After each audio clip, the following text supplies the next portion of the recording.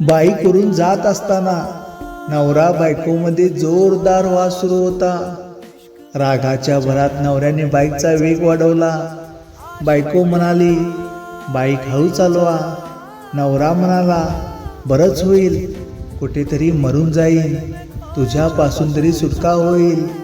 हे ऐकून बायकोच्या डोळ्यात अश्रू आले. ती म्हणाली, काय हो, मी इतकी वाईट आहे का? नवरा उत्तर देणार इतक्यात समोरून येणाऱ्या ट्रॉलीला बाईकची जोरदार धडक बसली.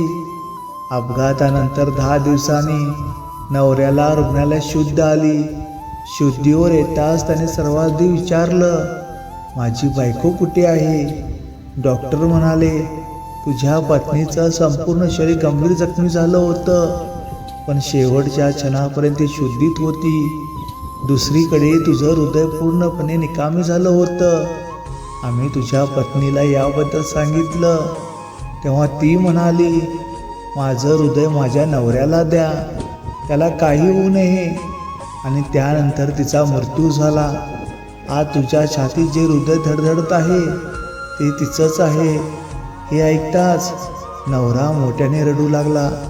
अचानक त्याला जणू आपल्या हृदयातून एक आवाज ऐकू आला, काय हो, ऐका, तुमचा पाठलाग मी 7 जन्मापर्यंत सोडणार नाही. रागाच्या भरात आपल्या जोडीदाराला कधी असं बोलू नका की मरून जा किंवा तुझ्यापासून सुटका झाली तर बरंच होईल, कारण कधी कधी रागात बोलले शब्दही सत्यात उतरतात.